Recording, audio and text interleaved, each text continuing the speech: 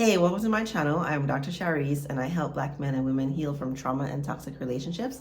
Today we are talking about calling in the one, week 2. I wanted to give you guys a summary of sort of what I did and what the chapters are about. I wanted to start with a couple of quotes from her book that I thought were moving that I didn't mention in week 1. Her dedication is to those of you who've had your heart bruised and dreams crushed more times than you can count, yet who courageously, boldly, steadfastly, and stubbornly continue to believe in love. This book is for you.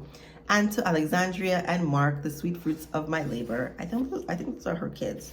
One more quote. Your task is not to seek love, but merely to seek and find all of the barriers within yourself that you have built against it. All of the barriers against yourself that you have built against it. I think this is so powerful because we are love, and the only love, I think she has this quote, the only love you're not experiencing is the one you're not giving yourself. So it all starts with you, which is one of the reasons why I really, really love this book. It's you. You have the power to control your life, to create the loving partnership that you're looking for. And this book reminded me of the things and helped me remove some blockages that I'll talk about a little more. So let's go over week 2, right? So you do a lesson every day. Week 2, I'm just gonna read the chapters. If you are looking for the love of a lifetime, and you've tried some things, right? We all come into this world with our own challenges. And one of my challenges was finding love, like attracting love, aligning with love. Not health and sickness, not financial.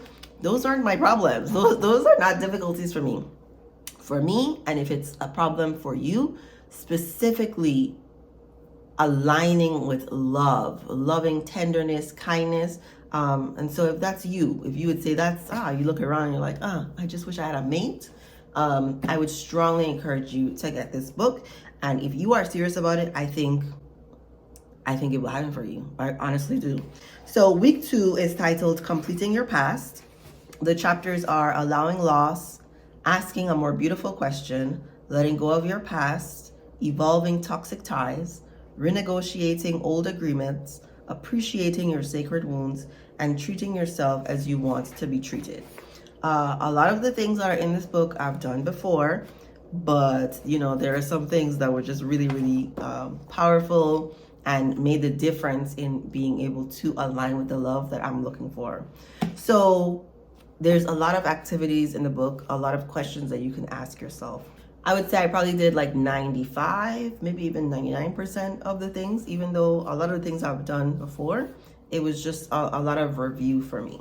So one of the points that she made was reflecting on 3 losses and then, right, so writing it out. I had a whole separate book for I think this is my book. I had a whole separate book for it. So I wrote out 3 things that I lost and 3 things that I gained.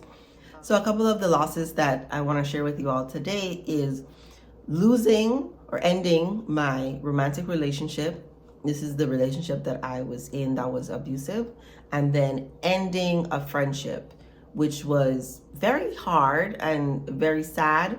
But because she also asks you to list the things you gained, it's like there's no regret for the things lost because there was so much gained. And for me, the things that I gained, like just big concept sort of things that moved my life in a even more positive, like upward, trajectory. One was clarity. I am astounded that every year, every 6 months, at this point, every 3 months, I gain something new. But at that time, when I ended my relationship, there was an eruption of clarity. I had been suppressing a lot of creativity. I had been focusing a lot of my energy on saving this relationship, fixing this relationship, trying to fix this man, and neglecting parts of myself. So when I ended the relationship, oh my goodness, it's like a cloud was lifted. It's like weights were taken off. It was powerful. It's one of the reasons I started my YouTube channel, because I could see so much more clear what was happening in my life. I could see even more what role I played in the way that my life was going. And a lot of things, in my life were going well, but I could see the areas that needed improvement, and I could see that I was being held back from being even more further in certain places because I was holding on to this relationship. As a result, I dived even deeper into my spirituality, became even more connected to the God inside of me, and my experience of joy was like threefold. Yeah, like threefold. I say I'm currently at peace level 30,000 because so much, like exponentially, literally every year, every few months, my life feels better. I feel more clear. I feel more connected to ideas. I feel even more inspiration. It's just like one of the most beautiful things. And so similarly, when ending my friendship, there was a lot gained. One of the highlights of my ending my friendship was finding even better friends, right? For the time that I was friends with this woman, I viewed her as, the top tier of friends. Our experiences were great and not so great. And I appreciate and value the fact that I had this friend for so many years.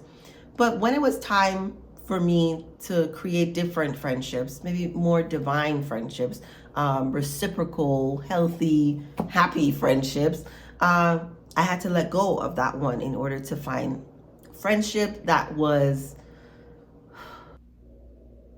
calm, more fun than wild, very peaceful, where I felt seen and understood in ways. I'm thinking about doing a video about not being understood and not fitting in. I think because I'm kind of cute, I fit in a lot of places, right? A lot of people wanted me around, but internally, I often have felt like not out of place. I never really felt out of place. I didn't feel understood. I think I didn't feel understood. Yeah. And certain experiences over time has led me to realize that I've not been understood when I think I just thought it was the way things were, right? So I'm saying I didn't feel misunderstood. I just thought it was a norm, that I was different. I had this like very intricate, complex, vivid internal world, and most people didn't see things the way I saw, but somehow that was okay. And I didn't need to have these experiences with other people who saw the world exactly like I saw them. I was fine. I was like, this is just how I am. This is how people are. I'm very observant. And so I never labeled anything as good or bad, or said that I needed something other than what was presented to me. But let me tell you, when I found friends who see me, oh my goodness, I was like, what have I been doing? What have I been doing? I mean, I know what I've been doing. I'm grateful, I'm thankful for the experiences that I had, but I'm excited to have even more experiences and form new memories with people who see me in all my ways, not just like good, bad, and ugly, but see all the intricate complexities inside of me and honor them. And, we can joke about them because I see them and they see me. It's just really been beautiful. So you see how some of the things I gained are not just about romance, but one of the important points I think in this book is love is everything, love is everywhere. And even though this book is a book on romantic love, you are going to examine all experiences of love across all the different types of people in your life, which I think is super powerful in removing blockages to love, because you have to love. You have to give love freely. That's in my new mantra. You have to give love to receive love. And so what are all the opportunities in your life to give love? If you're only giving to a romantic person, I don't think you really have that much love to give. You have to give to all the people in your life. Love, like genuine love, the action word love to other people. Another question that was important to ask is, why are you single? And for you to answer that question for yourself, why are you single? There's a reason. Because people who want to be in a relationship and have no problems being in a relationship get in a relationship. If you want a relationship and you don't have a relationship, why are you single? Answer that question for yourself. I'm going to give you my answer. I was single, right? Because after my relationship ended, I went through a couple of years of dating just a little bit, but mostly just focused on myself and exploring all the different parts of myself and loving on myself first. But then after those 2 years, I said, you know what? I think I'm ready now to be in a serious relationship. And I went on dates and I had a relationship.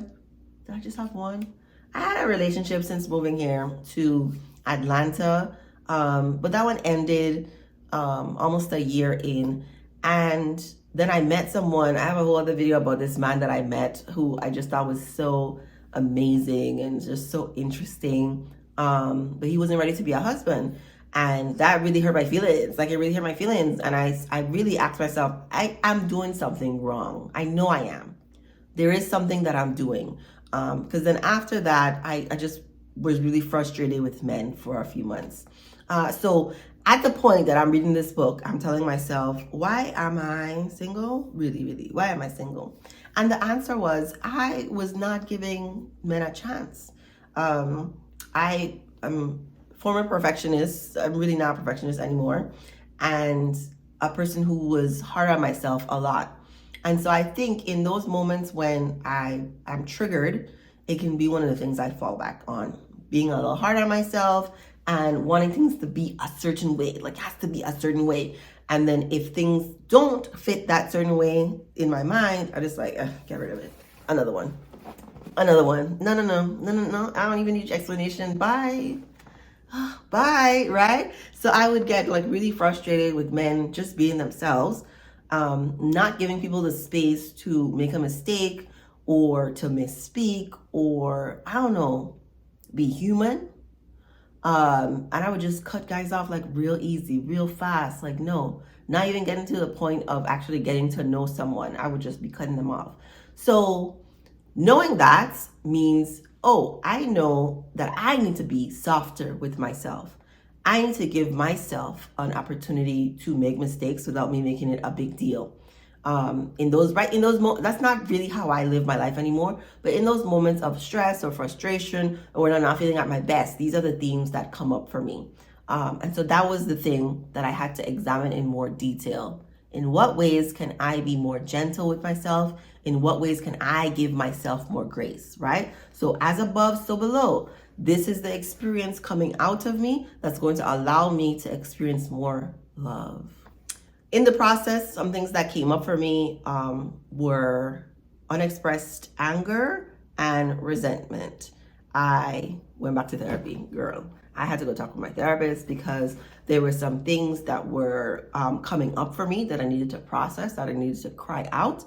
And I would strongly encourage you to have someone hold space for you, someone who is an expert in holding space for people and helping people move through the process of healing, a therapist, a healer, so that you can get to the next level.